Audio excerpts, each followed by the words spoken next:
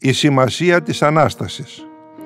Εξετάζοντας την Ανάσταση του Κυρίου από την ιστορική της πλευρά, διαπιστώνουμε ότι αποτελεί ίσως το πιο κοσμοϊστορικό γεγονός σε ολόκληρη την ιστορία της ανθρωπότητος. Διότι πέρα από το θαυμαστό γεγονός καθεαυτό, έχει και μια μεταφυσική διάσταση, η οποία αποτέλεσε έναν καθοριστικό παράγοντα για την εξέλιξη της ανθρωπότητος. Ο Ιησούς Χριστός, μετά την πολύχρονη προετοιμασία του, ανέλαβε το θείο έργο να μεταδώσει την διδασκαλία του ουρανού με σκοπό την διαφώτιση και την σωτηρία της ανθρωπότητος. Κάθε λέξη της διδασκαλίας αυτής αντιπροσώπευε και μια αλήθεια. Επομένως, ολόκληρη αποτελούσε την ίδια την αλήθεια, διατυπωμένη με την γήινη μορφή του λόγου, για να είναι προσιτή και αφομοιώσιμη από τους ανθρώπους. Για να γίνει αποδεκτή η διδασκαλία αυτή ως η ύψιστη αλήθεια του ουρανού, έπρεπε να επισφραγιστεί με ένα γεγονός που θα έθηκε πρώτα τις καρδιές των ανθρώπων, ώστε να αποτελέσει κατόπιν το κίνητρο για την ενασχόλησή τους και με τη διδασκαλία.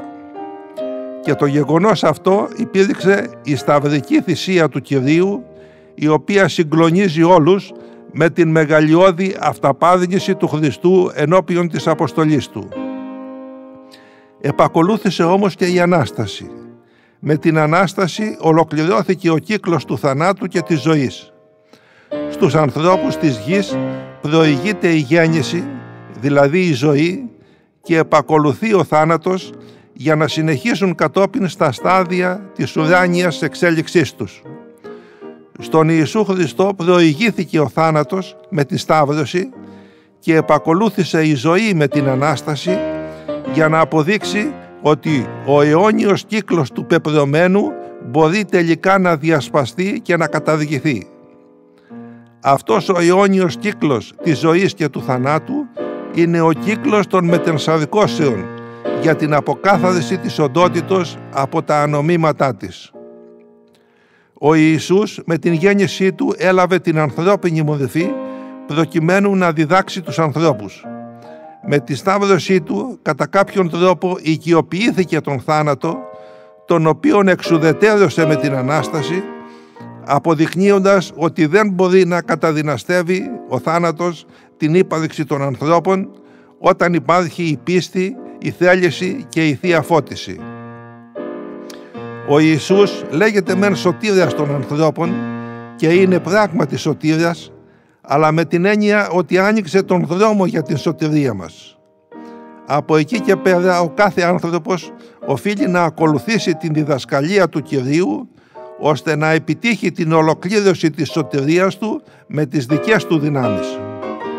Ο άνθρωπος, ως δέσμιος των δικών του αμαρτιών, έμοιαζε με έναν φυλακισμένο, ο οποίος ήταν κλεισμένος στο κελί του και δεμένος με βαριές αλυσίδες. Έτσι δεν μπορούσε να κινείται άνετα. Ο Χριστός με τη θυσία του και την Ανάστασή του έσπασε τις αλυσίδες και άνοιξε την πόρτα του κελιού. Από εκεί και πέρα ο φυλακισμένος οφείλει να κατανοήσει την απαλλαγή του από τις αλυσίδες, να σηκωθεί όρθιος και να προχωρήσει σταθερά προς την έξοδο, που σημαίνει την εγκατάλειψη της αμαρτωλής ζωής του χάριν της προσωπικής του Ανάστασης. Οι περισσότεροι άνθρωποι όμως, συνηθισμένοι στην κατάσταση να είναι δεσμευμένοι για μεγάλο χρονικό διάστημα, δεν μπορούν να κατανοήσουν εύκολα ότι οι αλυσίδες τους έχουν σπάσει, ούτε ότι άνοιξε η πόρτα της σωτηρίας τους. Έτσι παραμένουν στην ίδια κατάσταση, χωρίς να αποφασίζουν να κινηθούν με τόλμη και ψυχικό δυναμισμό, έχοντας την εντύπωση ότι είναι ακόμα δεμένοι με τις αλυσίδες των ανομιών και των παθών τους.